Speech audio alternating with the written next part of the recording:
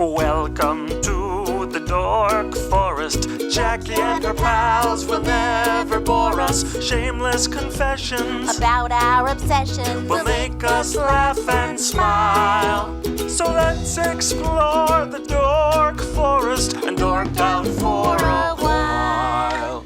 Hi, Rangers. It's me, Jackie Kashian. Welcome to the Dork Forest. It's 2024. Let's do this. Here's the credits, of course. Mike Ruekberg sang that song at the beginning, and he wrote that song, and he sang it with Sarah Cohen, his wife, and he will sing the Mexican hat dance at the end of the program. Also, Patrick Brady, still putting this together. Video, audio, all of it. He's amazing. So, and Vilmos doing JackieKashianStore.com.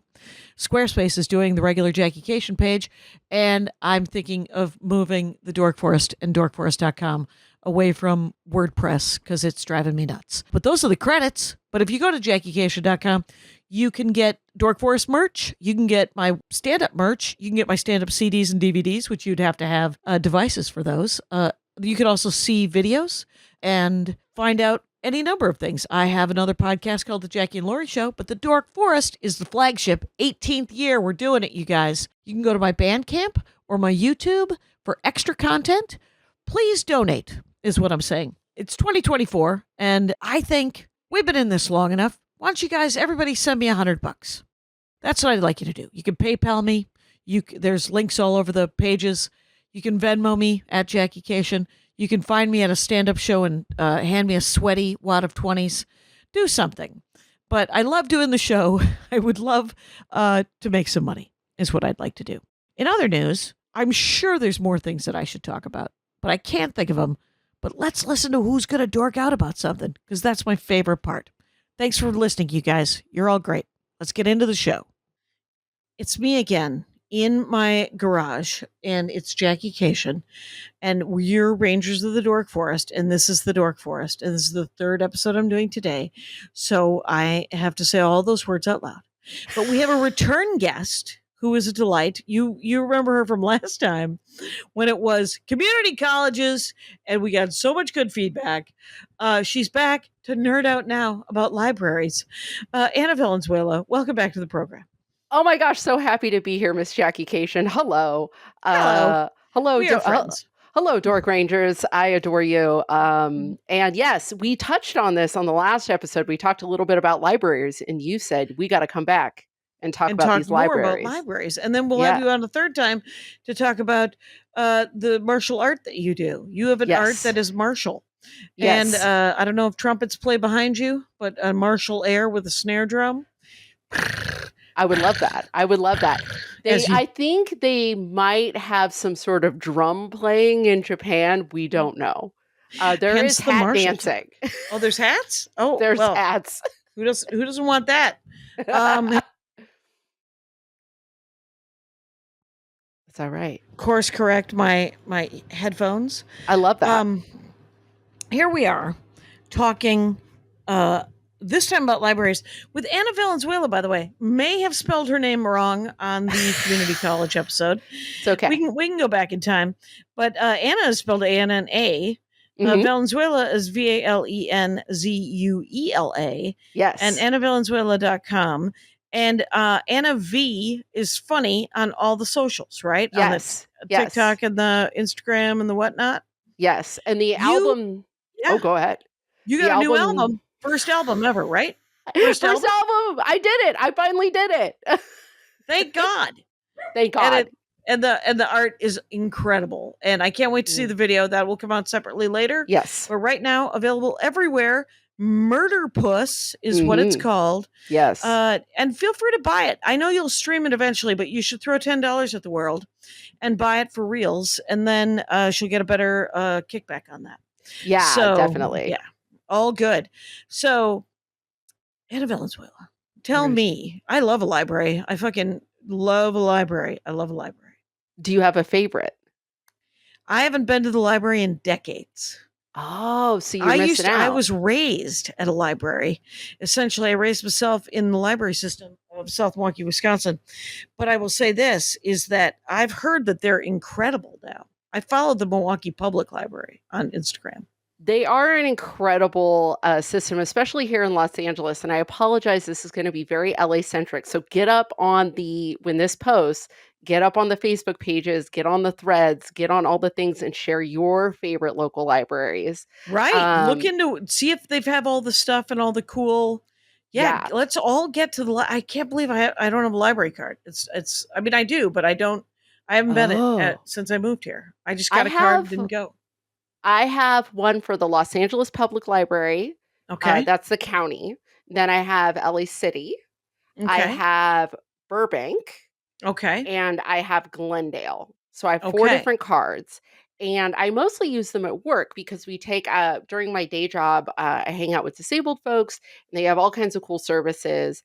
But when I was there, what I discovered, because I was like, yeah, let's just sign up for library cards. Let's do it. Number one, the cards themselves, if you like to collect little things. So I have one that's a limited edition Shepherd Ferry exhibit card. So Shepherd Ferry, he did the Obey street art. He did an exhibit at the Glendale Public Library, as he is a big fan. And they have an art gallery there. And so you could get a card that was designed by Shepherd Ferry. And then the Burbank Public Library, I have a baby Yoda holding a book, a little gargoo holding a book, and it says read, and it's very cute. It's extremely cute. And you get the wallet kind, and you get the kind for your keychain. Yeah, like a bronze card. Yeah, like a grocery card. Can you also put it in your wallet on your phone? Like, is there a digital copy? Absolutely. And you're going to need that digital copy because it's going to unlock a ton of digital download services.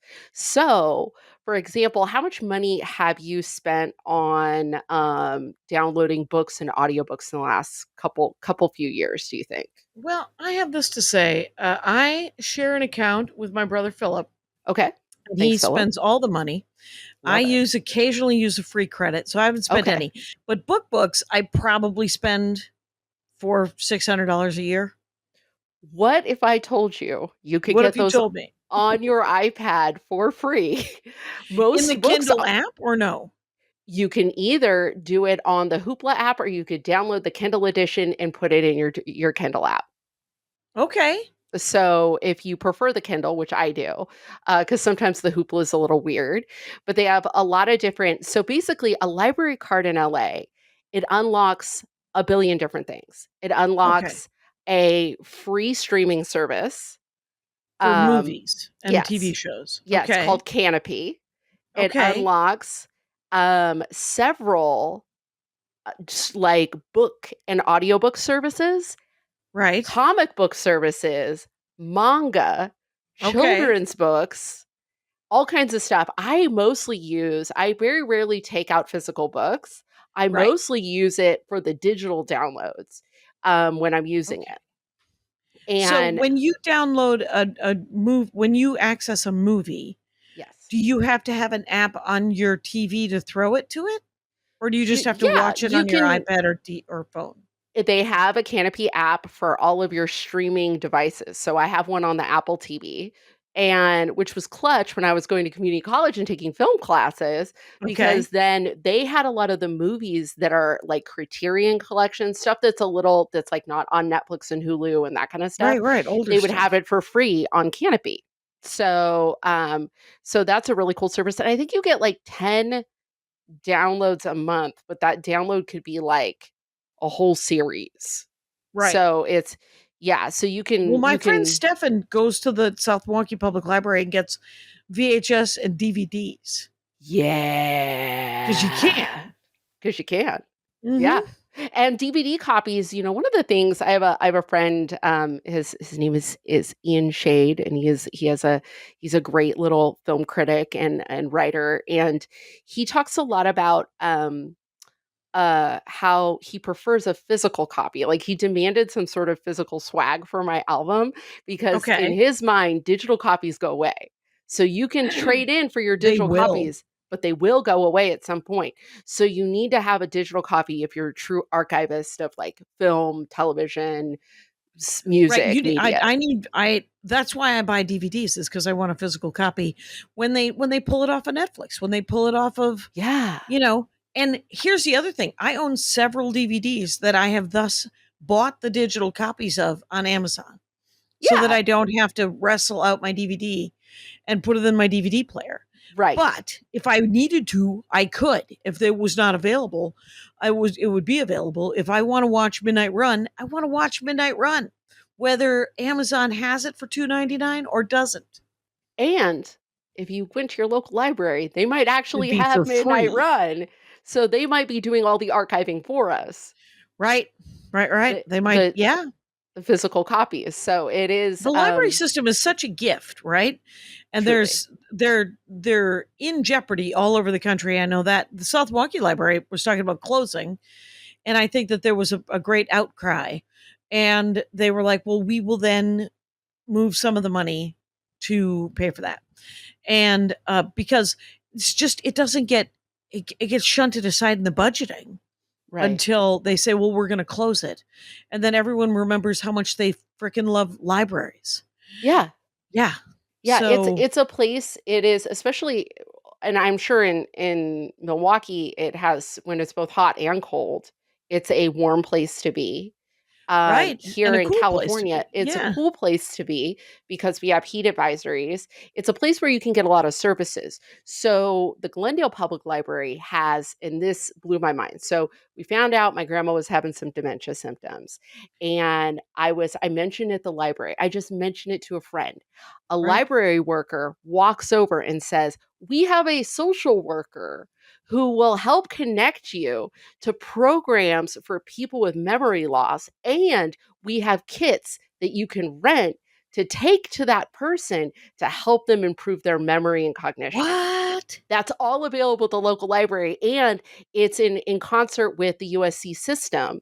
So you're getting that like USC care alongside, and they directed me toward like all these different services that you can take people to. So you can take people out. Like you can, like there's humans that will come to you. Yes, and talk you through. I wonder if there's like a way to like help you with your college entrance exams, and they have that too. They have tax advisors. They have people to help you with grants. Like one of the things I'm going to do. So Murder Puss eventually is going to be like a docu special. You shot a bunch of stuff. We shot a bunch of weird stuff that happened, and due to some editing issues, funds have run a little dry, right? Sure. So I'm going to apply for grants and loans, and those grants you can apply for at the public library. They have art grants. They have all kinds of stuff. You can, they have tax services. I said that. They have social workers, said that. There's all kinds of like tutoring help. They have a lot of stuff for teens, and specifically on the east side of LA. It's a little far from the LGBTQ center. And so the East Side Library, so like Pasadena branches. Oh, I also have a Pasadena card. The Pasadena branches have, and the Glendale branches also serve as sort of like de facto teen centers for LGBTQ youth. And they have all these, like, they have authors come in and do talks. They have comic books. You can learn how to play D&D at the library if you're a teenager. They've got all sorts of like Magic the Gathering that come in, and they also have do they still have this? I remember when they first started doing like sort of little kid story time day. Yes. I think one of my favorite, so Glendale Central is one of my favorite. Obviously, if you're ever visiting LA, LA Central Library in downtown is an actual tourist destination because they shot Ghostbusters there, and they have the books set up in the stacks, so you can go and take a picture with it. It's really cute. So they have. Do they have a coffee shop in downtown Milwaukee's public library? They have a coffee shop. I don't think so, but I think there's one nearby. That'd be nice. I'd like a coffee shop. Just a coffee shop at the library. And because my sister takes kids there, and they're like, can we go to the coffee shop? And so they go to the coffee shop, and what was the other thing? Oh, the other thing about the Milwaukee County is that if you have a library card in Milwaukee County, you can access all of the different libraries in Milwaukee County. Love it. So they like in South Milwaukee, we're in Milwaukee County, but if they don't have a copy of the book you want, this was when I was a kid. So they would say, well, Wauwatosa has that book, and they will drive it over or they'll mail it to us and we'll get it and you'll have it in 4 days. I think they're still doing that. I know they do that in LA County. And they also have, to mention the story time, the Buena Vista Library of Burbank is one of my favorites. It's a very enchanting library. You walk in. It's on Buena Vista? It's on Buena Vista. Okay. You've probably driven past it a million times and just never thought of it. Does it have a statue of Amelia Earhart in front of it? I believe so. There's like a little park nearby, like a pocket park nearby. Yeah. Right. So you drive in and they have story time. They use their story time got so big that they had to put it in like their big like speaker hall off to the side. Oh my gosh. So if you go during the week, it's just the most adorable experience you've ever seen because it's just a million kids. Just and kids and their moms and their parents or the dads. Kids and their parents just living their truth. And then the kids section has this big indoor fake tree situation. So it looks like you're going into like a secret garden to read books. Ooh. And they have free coloring stuff there. They have like little like printouts of stuff you can color. So it's a good place for kids to like chill, do their homework. They have a play area. Like parents can basically go do a thing. And right. It's sort of like, and when it's super hot, if you can go there, it's just a place that's indoors that has, because I mean, I remember when I lived in Minneapolis, I had friends who had little kids that were poor, that were, just not poor, but kind of broke. And so we'd all go to the mall and just kind of walk around the mall. And there was always like a little playpen, but I'm sure just a petri dish of just other kids, it's pretty gross. Losing it's the mall playpen is always a little icky. Yeah. And same with McDonald's and, but probably the library, I don't know how often they clean it there either, but it's a nice alternative. Like those three, then you don't have to take your kid to the mall. You don't have to take your kid to McDonald's. You can take your kid to the library. Right. That's kind of cool. Yeah. Right. At the Glendale Central Library, which is, I think, my favorite. Favorite. Okay, because you just said that Burbank was your favorite. I have a million favorites. I have 5 favorites. They're all great. Yeah. Because they're all great. This one is a different kind of favorite. So Glendale Central has they have a maker space where I don't know how to sew, but I got it in my head I'm going to learn how to sew. So I walk in with a pair of pants. I want a hem. And a woman basically was like, I usually teach this class here, but I'm watching you struggle and I don't want you to break my machines. They also have all these retired machines, which we talked about before. They have all these retired Project Runway sewing machines and they're branded Project Runway, which is very cute. That is cool. They basically taught me how to hem my pants. They have classes on how to macrame, change the needle and work with the bobbin and the whole nine, the whole sewing. I took home ec back in the 1200s, and it was a whole thing about previously I had just threaded the needle, handed it to my grandmother, and then she put it into her 1928 Singer, and then all of a sudden I had a patch on my knee that I didn't want to wear because it was a patched pair of pants, and she did, Right. So you can do that at the library now. They have clothing swaps at this library. So instead of going out and buying new clothes, because clothing waste is one of the huge. It's the second biggest polluter in the world.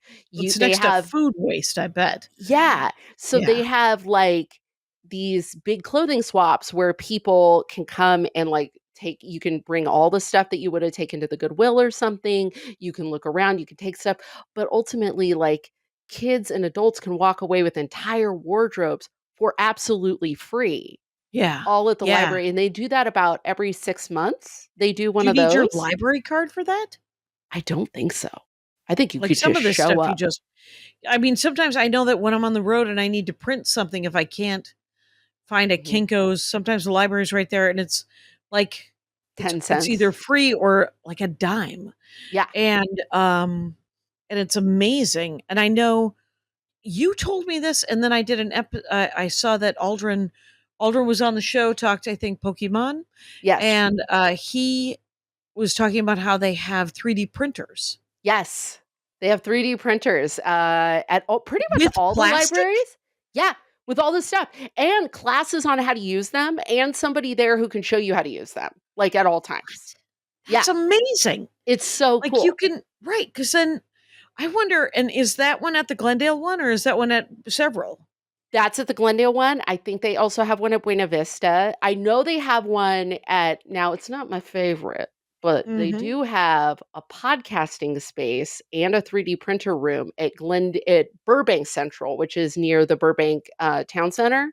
It's like right over there. So they actually have at a lot of these places digital media spaces where you can shoot like stuff or record stuff or record stuff, and they have like a regular, it's got like a Zoom setup and a computer, like it has all the stuff so you can just record what you need to. I'm serious. They have absolutely everything. You guys, the fact that we're all buying this stuff at all is our mistakes, because our tax dollars are paying for libraries, and the people that are using them are the smartest. This is so good. LA County and LA Public has power tools. What? So if you need like a jigsaw, a drill, if a you certain need kind of like you have metric and you need inches, they have the other kind. They have like rotary saws. They have all the construction things. You can just rent it instead of going to Home Depot, buying it, saving the receipt, and taking it back. Which is a lot of people do. Which a lot of people do. They also, that like not a roto-rooter. I wonder if they have like plumbing equipment. And you can't know. They do, like a snake. Right, you can't know till you go. You can't know till you go, you guys. You get an echo? Yeah, 1 second. I've got my headphones popped out. 1 sec. Oh, there you go. This is amazing. Here's something Andy does not enjoy. Well, actually, no, that wasn't the thing, because they're not going to have. He wants a new toilet. That's a story for a different time. I was going to say, what's it called when you dig up your garden? The rototiller. A tiller. That's it, a rototiller. I wonder if they have a rototiller. I bet they do. They might. There's no way to know but to go and to check in with your local public library. That's hilarious and awesome. Exactly. Yeah. Right. So did you go to the library when you were a kid all the time? No, actually, there was That's interesting. Real big, because where I grew up was so rural. I think we didn't even have a library, and I wasn't a really big reader as a kid. I was more of a sit in front of the TV and leave my parents the hell alone kid. And then I kept getting grounded. This is very funny. I kept getting grounded because I was bad. And so I ended up reading books at school, like getting books from the library at school, like trashy vampire novels and stuff. Sure. And just having something to read. And comic books. Comic books got me into it. And so, and my whole did you like the art? Yeah, and also I fell in love with the X-Men out the gate, because I felt like a square peg in a round hole. Outcast literature. That's exactly. And so I kind of fell into that. Like, a comic book store opened in our town, and so I was able to kind of go in and peruse and talk to the guy and and learn about stuff. So that was kind of my introduction to reading in general.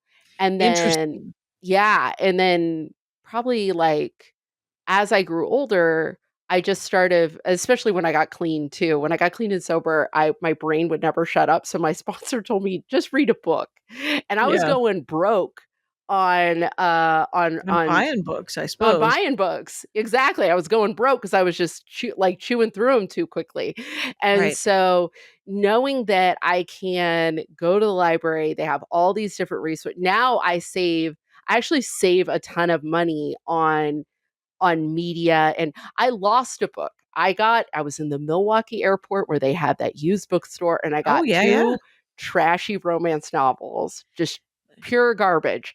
Yeah. And I lost it in Sacramento with two chapters left.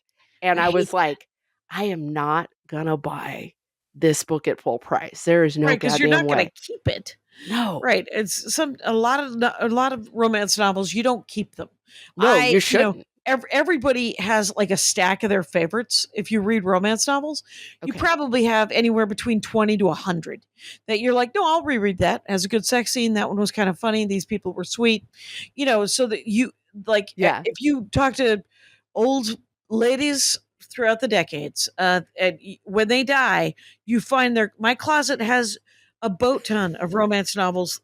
Four or five of them are from the 90s or the 80s. Nice. They have like steamy answering machine messages in them. Absolutely. Yes, it's all the old tech is definitely represented. Yes. Absolutely not. Okay, what they do have, because what you should know is that they weren't as sexy in the beginning. Like the ones that were sexy were usually rape fantasies, very sad.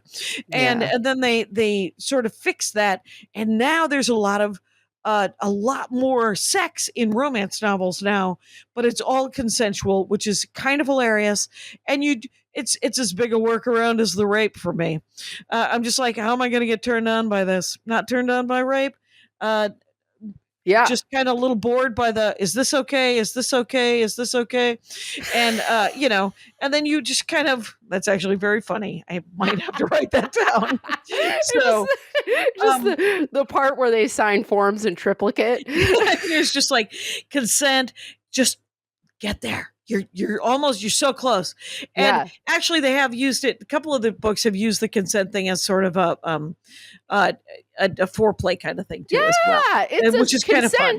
Can be a very sexy game if you have an imagination. The problem is many people are without an imagination. Did you end up getting that book again though? Did you find it? I did. I found it as a digital download. It was the audiobook version. It was the only weird. It was on I had to wait to rent it on the regular and I was like, I will not. So I got the audiobook version, and I found out the audiobook of a romance novel with sex scenes has always seemed awkward to me. It was awkward. It was very awkward. And I listened to I literally would just be driving home and I was like, you've got to know how this ends so you can leave this story forever. In the car.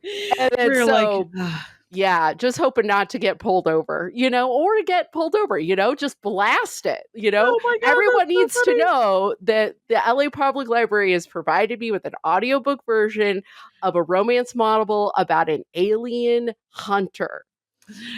Who bones an alien. That is sexy times right there. Alien hunter. It's here's the thing. So here's how libraries, I of course will hijack this quite briefly to tell you that this is how libraries worked in my life. When I was about 8 years old, I discovered the library. My stepmother would take us to the library. And so I started, and then I always loved the library in school. Right. Mm-hmm. That's where I would hide when I would get in trouble at school. So I would either go hide underneath the secretary in the principal's office because I knew I was going to be sent to the principal's office, or I would just go to the library and so I read a lot of the books, and then I found the South Milwaukee Public Library where I would go and I would go and I would go and I just freaking lived there. And then they had a rule where if you had over $10 in fines, you couldn't take out any more books until you paid the $10 in fines. And so one Christmas, one of the women from our church paid my fine so that I could, I think it was Mary Hydarian. And shout out to Mary. She's gone on to another world, a beautiful world. She's worked at the library. And, but so when my library card was not working, I did a couple of things. I would take books out of the library. It was before there was any kind of metal detector or scanning or anything. I would just take them. Stealing books. Yes, but I would bring them back. Right. I would just borrow them, sadly. Yeah. But without paperwork. And then I the other thing is I started shoplifting books, which don't do this, kids. But this is what turned me on to, in 8th grade, I started reading more crap because I had to steal books from, I didn't have to, but I was essentially stealing books from Kmart. And I was stealing from the Borders. I would see. Borders, there's at least some quality novels there. True. Kmart, I read so many mercenary books. It was about mercs in Africa. They were action. I read you read the entire Mind's Eye. I read a lot of Harlequin romances. Right. And I had been sort of turned on to romance novels by this girl, Katie, who, because I used to read so much that the kids would make fun of me. And they'd be like, how many books do you read in a day? And I'm like, well, I can't really tell you because I'm mostly rereading these 30. And because I read these amazing, at the time they were amazing. I've tried to reread them. Turns out they are a little dry. They were boys' adventure books from the early 1900s that were in our public library. So like Hardy Boys? Early 1900s.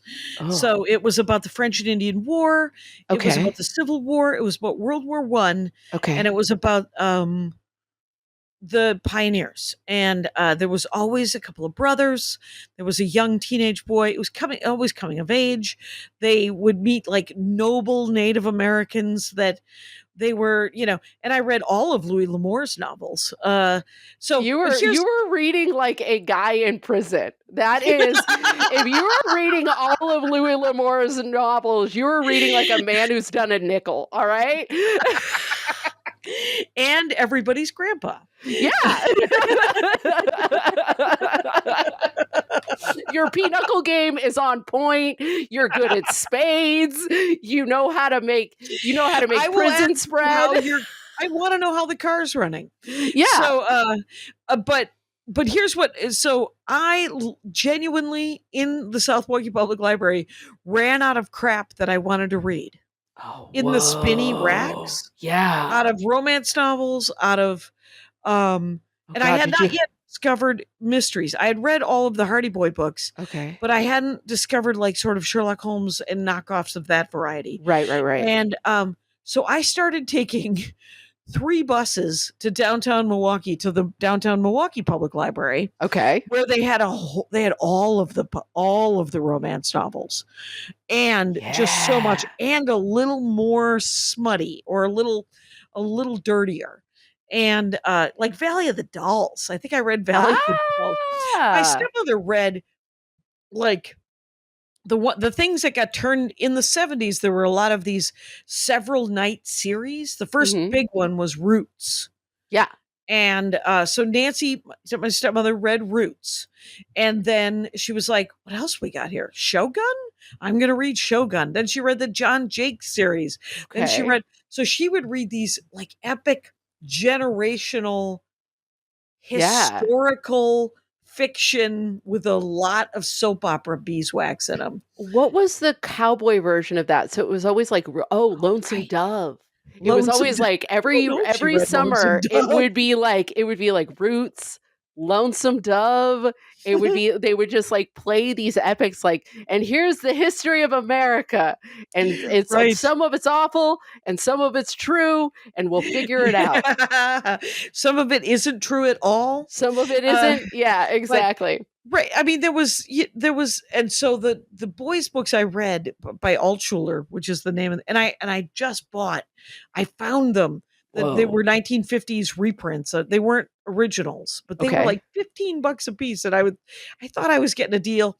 And then I tried to read them and I was like, oh, they're a little dry. Oh no. And but I do, but there's a bit of a whitewashing of the Civil War, like the Civil War ones. Yeah. There's 8 books, right? Okay. 4 of them are they're 2 cousins from Kentucky. Sure. Or Tennessee, I forget. One fights for the North, one fights for the South. And so 4 books are about the North, the Union guy, and 4 books are about the Southern guy, Confederate guy. And I remember they were unapologetic about that the Union had to stay together. They were slightly apologetic about states' rights and other things that are not what the Civil War was about. Exactly. Let us say that the only Black characters that were in these books were incredibly understanding. Anyway. Sure. I mean. Fuck you, Joseph Altshuler. In retrospect. Right. No. But I will say in my junior high, in like when we had to start reading real books, like when we got books that were assigned to us, they were decent books with real, that's the thing about when you're 13, they assign you books that are just sad. Yeah. And you're like, I'm already sad. I'm 13. Things are hard inside this package. Why would you give me a separate piece? You know what they gave us? We read The Hobbit. Oh, a delight. Yeah, a delight. And I did get in a little bit in trouble because one day I was like nodding out, right, in class. And the teacher was like, don't you, especially because like The Hobbit, that's extremely my shit. Like, I love it. I had already read it, but I just told her, I said, there's a lot of talking about food in this part of the book. There's just a lot of, we need to get to the action. The first 80 pages are just him with the party and the birthday party and stuff. Yeah. I always tell people because I didn't read The Hobbit or The Lord of the Rings until college. Ooh. Until my first summer after I started college, I went and lived with my brother Phil, whose Audible account I share, who has done several Dork forests, including Lord of the Rings. But he turned me on to Lord of the Rings and The Hobbit. And also, then my sister-in-law turned me on to Dragon Riders of Pern. Ooh. Have you ever read Dragon Riders of Pern? No, but I think I have stared at it. I need to write that down. Dragon Riders of Pern. McCaffrey. Dragon Riders of Pern. I read it dozens of times. I've listened to the audio. It is not as well written. When you listen to it in audio, you're like, oh, that sentence doesn't actually work. But the stories are awesome. And they're just, I just gave the first book to Laurie Kilmartin's son, whose name will not be said because she doesn't like it out there, I guess. Yeah. But he's going to be 18. He's going to get his own social media, and then we'll all know. Yeah, and he's a nerd. The one. Yeah. He never read when I met him when he was about 11, I think. I met him when he was 10 or 11. And much like you with comic books, I was like, I bet you he would like manga. Yeah. And because he's an art boy, he draws. Yes. So I gave him manga, which it was like a puppy he munged it. So Auntie Jackie started it? You turned a boy into a weeb? Into a reader. Into a reader, and I love, because that's the thing is I can't, manga, you can get a lot of manga for free online, but you have to understand that you are stealing from these poor artists. Because it's all BitTorrenty? Right. However, you will also look at a lot of jiggly butts that you don't want to look at. There's a lot of porn pop-ups. Your computer might get syphilis. You have to really, whereas the library system has a lot of the manga already available, and you could just get it on your iPad. It's on your iPad or your computer, but free. Yep. No computer syphilis, just regular there. And you've got a good one because then you start have to wait to actually read some of them, which is rude. Right. Right. Because people are like, oh, yeah, this is a good one. I know that my sister-in-law gets all of her books from the library. She has been consuming British mystery novels at a pace that is kind of blinding. Yeah. I'm okay with some of this stuff, but I'm behind in, I was just on the road and I read essentially a woman who writes romance novels. For the last 30 years, she's written romance novels. Okay. Her name is Carla Kelly. Okay. And I don't know if you've read much. When I read her when it was Harlequin, I was like, I think she's Mormon, because there's a sort of a shellac. The writing is beautiful, but there's a sort of a weird piece that comes into it, but also a weird superimposed, and it just has a lot of weird texture. It's got the Orson Scott Card effect, where you're like man, this is a fun story, but you're making this weird. And also, why don't you acknowledge that there's gay people? This is the future. Right. Orson Scott Card, of course, has gone off the deep end in a way that makes you never want to read Ender's Game again. I know. I know. It's so sad. It's a J.K. Rowling thing. Yep. But there is a guy named Brandon Sanderson who is essentially the current Orson Scott Card. The guy he finished the Wheels of Time books. Okay. He wrote something called Elantris, which was a one-off in a world that I believe he's written about again. Okay. Very prolific, but it has that same. But Carla Kelly writes romance novels. Okay. And so there are sex scenes, and Mormons have sex as much or more than any other. Yeah, they do. Pile of group of people. And so I was like, I wonder if I was just rereading one of her books. And I'm like, why do I never see her anymore? What's she doing? Well, she's writing historical romance novels, but leaning more towards history. And she, I think, must have a PhD in Napoleonic War history because she loves a Regency romance. She loves the Napoleonic War. Okay. And I don't think she's watching Bridgerton, but I read those books and they were super fun. But I just finished reading this. Essentially, it's a YA, young adult trilogy about the Navy and Trafalgar, and then also the history of sort of workhouse children, like what they did with orphans in England in the 17 and 1800s, which was they would drop them off at a place called the workhouse. And if you didn't have a name, they would just give you a name. And if you had a first name, they would give you a weird last name. Like the main character's name is Durable 6 because it was a February night and he lived. And he was the 6th baby they found that month. I'm probably going to want to read this because that sounds unhinged because I just thought they turned them into meat pies. That's what I thought. I just thought they threw them in a big grinder and then they turned them into... They almost did. A lot of them died. A lot of them just because of the neglect. Yeah. And then they worked them from a very young age.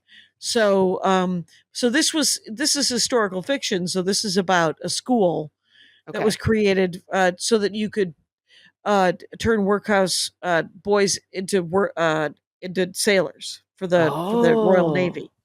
Okay. And so there's like, Durable 6 and Davy 10. And then, there was a kid his only name was Smitty. And he was like, I think my name was Smith was written on his thing. So they never gave him a second name. They just gave him Smitty. Smitty.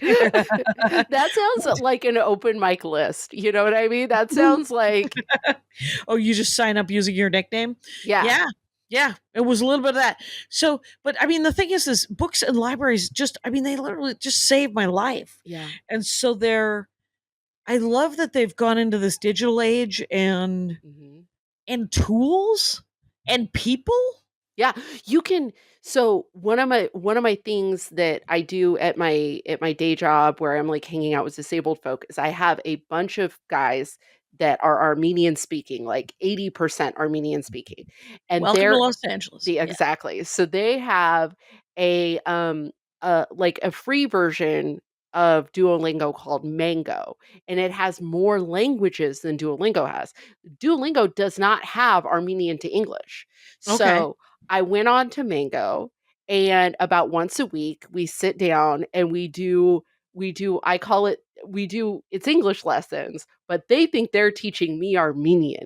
So it's very funny. So we're sitting there, we're going back and forth, and it's just like we're going through greetings, right? So it's like the morning, like balus, and they're like, and I go, good morning, and they go, balus, and I go, good morning, and they go, balus, and we just do that for like 5 minutes, and then they go, oh, they realize they have to say good morning back to me. Then I move to the next slide. And then you'll say balus. And then I go balus, and then we go forward. Right. And so, it's kind of cool though, is that you can both learn. Yes. Yeah. And that's entirely free. And it's something that, like, as those guys work with other people, I can say, hey, like, this is the link. This is what they're on. They're on chapter 6. Oh, right. Yeah. Yeah. And like they're, and they're working toward this. And like, so it is really cool because there's so many different services, and they add different library resources. They also have bilingual digital library too. So you can download like your books in different languages and your native language and stuff as well. Okay. So they have so it's, and they might have like several, because of how diverse LA is. There's not just going to be Armenian and Spanish. There might be Korean. There might be Korean for sure. Yeah, and Mandarin or Cantonese or whatever. It's Cantonese and free digital music. They have digital music as well. So let's say you don't want to pay Spotify. Wait, could people listen to Anna Valenzuela's new album? I think you can. Murder Puss? I think you can. I'm going to double check. I'm going to double check for this episode. I think you can, because that was actually really important to me when I talked to our label head. I was like, I want to make sure that we're on their version of I think it's like Hoopla. This does not release you, Rangers, of thinking about, if you have $10, buying the album, because that would be great. Do it all. Yeah. Stream it. But that's awesome that you can. That if it's possible, that's I kind of want to check and see if my albums are available at the library. You know whose are? Lori Kilmartin is on there. Oh, she's full of rage. She's the one who makes me want to tell everybody to spend $10 on the album. She's not wrong. Yeah, it's just the 30th time she says it, you just want to go, no, we get it. And I'm only saying it once an episode for the most part, but it's yes, I'm sure Lori Kilmartin's Sis Woke Grief Slut is available. I think it is public library. The thing is we would like if I want you to listen to my album. I want you to listen to my album. I want you to tweet at me. I want you to engage with me. You know what? If you can't, here's the deal. If you can't listen to the album, just let some of those let Sirius know that you would like to see it there, even if you don't have a subscription. You know what I mean? Right. There's ways that you can compensate. You can say like, hey, Netflix, why does Jackie, or Anna or Lori or whoever, right. you can get on the internet and yell for your favorite comics, in different ways. And I think that because there's so many people yelling at us in the opposite way right now. So it is nice. Which is, they call it advertising, but how about, I don't necessarily want to watch that. I would love to see that. That is not there. But I will say, I too wish to, I want people to hear it, and I want people to watch all the stuff, which is on YouTube, and it's for free everywhere that you are streaming. But it's also like, when you get it from BitTorrent and stuff like that, it does feel a little dodgy. Yeah, so you're hurting everyone. From the library. Yeah. Yeah. If you get it from the library, the library bought one copy. The library bought 10 copies. Yes. So if you can't buy it specifically, but the library at least bought copies. Yes. So you won't get the ads, you won't get the scramble. Do you remember scramble porn, when a lot of guys used to do jokes about how they just watch the scramble in the hope to see a boob? Just a weird boob. Nipple, just a loose nipple, just wandering in a Picasso-like landscape. You know what? That's actually how the last guy I hooked up with described just me in general, As a Picasso-like landscape? Yes, a Picasso-like landscape. Well, let's find that guy. We're doing it. What are you reading now? Do you want to talk more libraries? You want to talk about what am I reading? What am I reading right now? I am reading.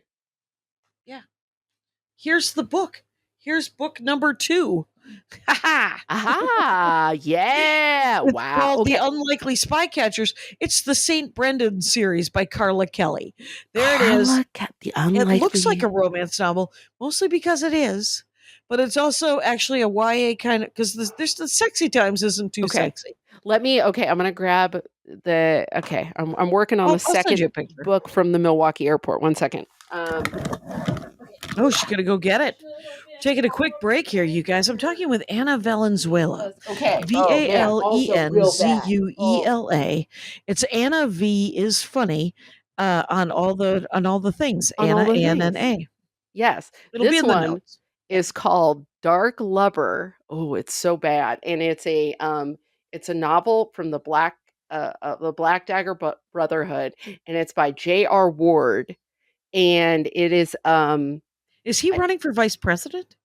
What I think it's a lady. Sounds like it. I think it's a lady because I had so much time in this airport used bookstore, which all airports should have a used bookstore. Why does only one have a used bookstore? There should be.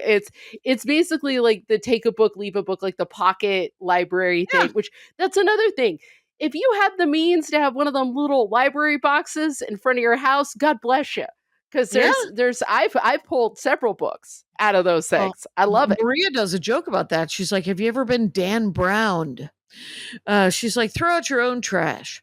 And she's like, "That's the thing about having a little library in front of your house." There is a lot of Dan Brown. There is a lot of Dan Brown. This is about a lady who's unaware that she's part vampire. She's a journalist, not a cop. And she's about ready to get vampire basically sponsored by a real hot vampire who's gonna protect her. And she's already been attacked and fought a man off.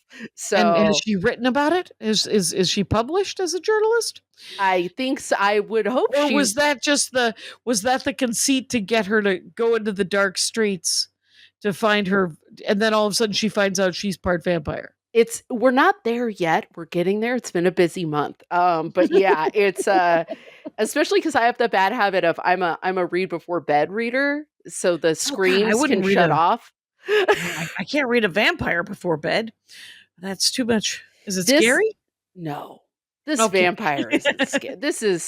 This vampire wishes to be in the Interview with the Vampire universe. This vampire, it's trying to be Anne Rice, but it's really Anne Rice-A-Roni. You know what I mean? Like it's doing fine. It fulfills its $3 destiny. Yeah, if you wrote this book, I want to say, J.R. Ward, thank you. Thank you for your service. It's perfect for getting on a plane or reading before I fall asleep. It's an entertaining story. It's story time. It's story time. Nice. Yeah. It's nice to have a nice story.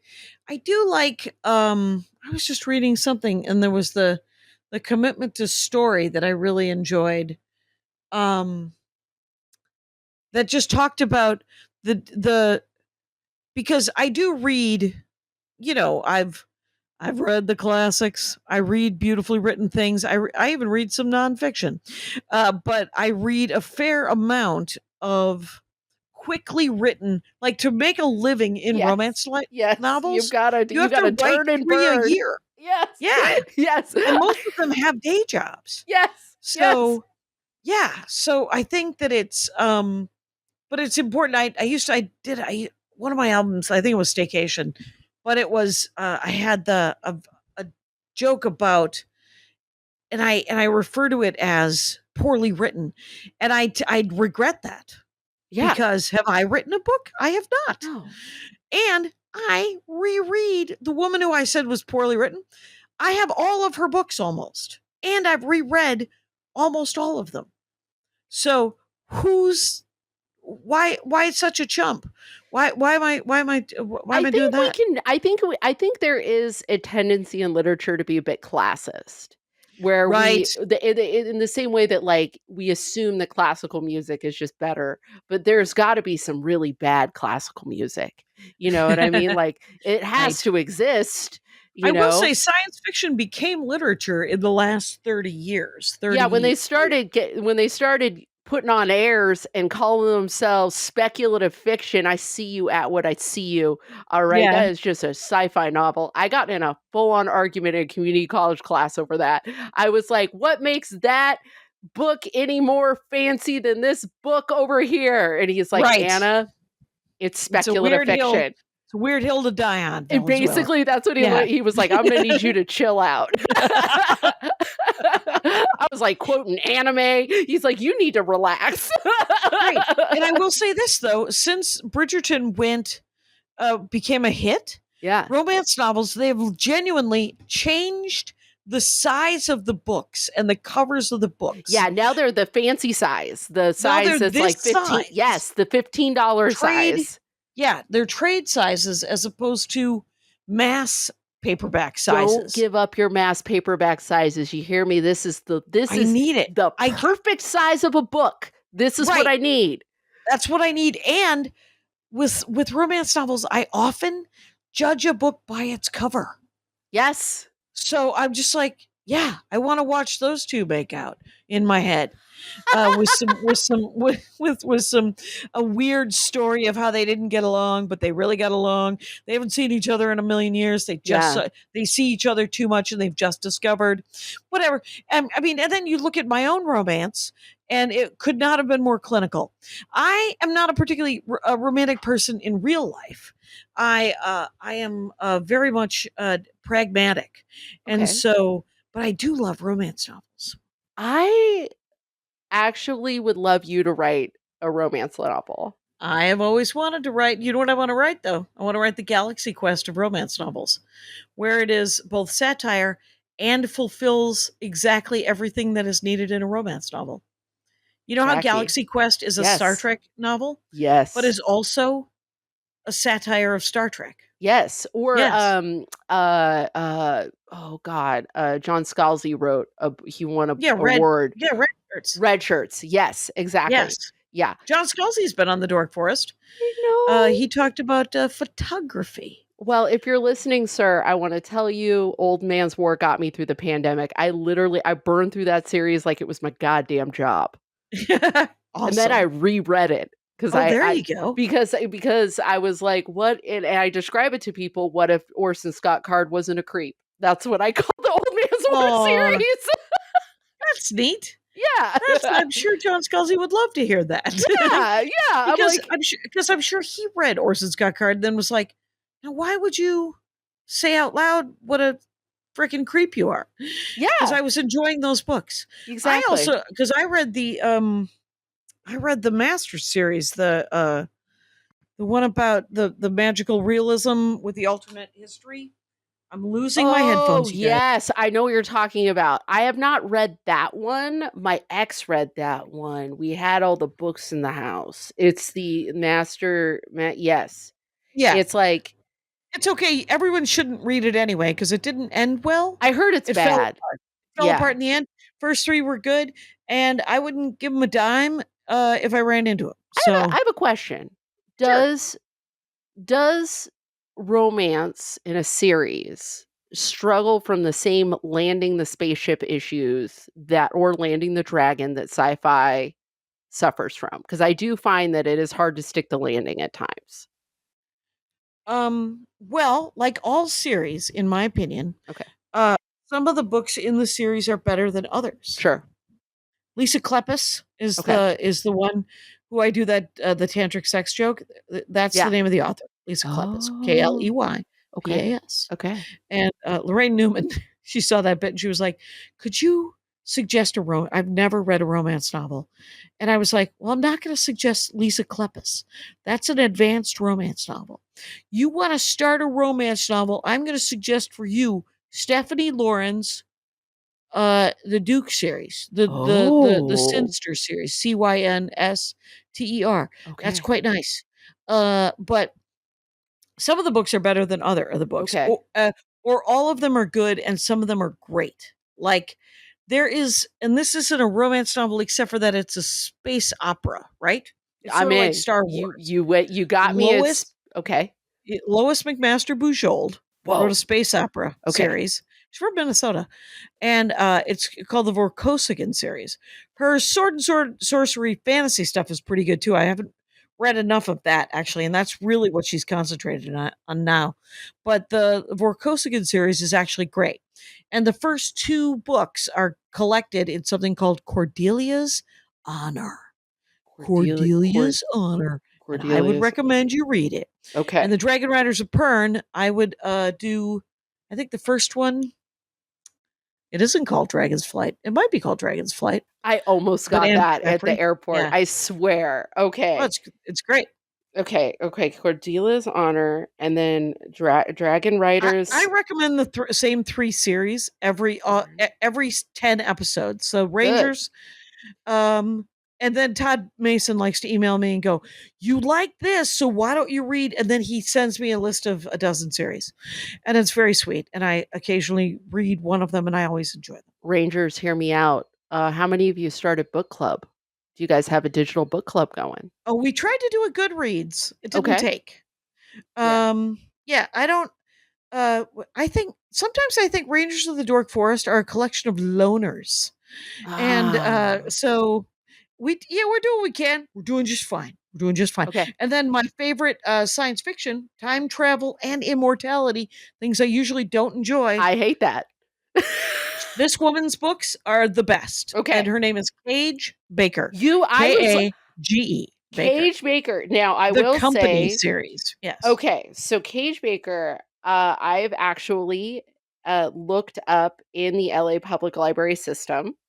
The Gardens of Iden. Yes. Struggled to find available books. Right. This isn't fair because she should be a household name. Yeah. She's as good as, I don't know, Gibson. I mean, literally, Whoa. I mean, she's Heinlein, you know? Wow. There's, you know, so is Bujold, quite honestly. Okay. If you reread Robert Heinlein or William Gibson, and you just go, well, these are fun, cool books. Right. These, so too will happen if you read Kage Baker and Lois McMaster Bujold. I'm so excited. Every time honestly, I come to the Dork Forest to yell about things, and then I end up with book recommendations. It's great. This episode has been about libraries, and then it weeded off into books, and I loved it. Yay! And I love you. You are great, Anna Valenzuela. Thank you so much for doing the Dork Forest. And Rangers. Don't forget, it's called Murder Puss. Anna V is funny, is where she's all over the internet. And you know the rules out there. Take care of each other. My hat, my hat, my hat. They're dancing around my hat. My hat, my hat, my hat. Well, what do you think of that? If it looks like a Mexican hat dance and it sounds like a Mexican hat dance, it's most likely a Mexican hat dance. So take off your hat and let's dance. Yay! Oh my God. Why don't we just call that as the end of the show?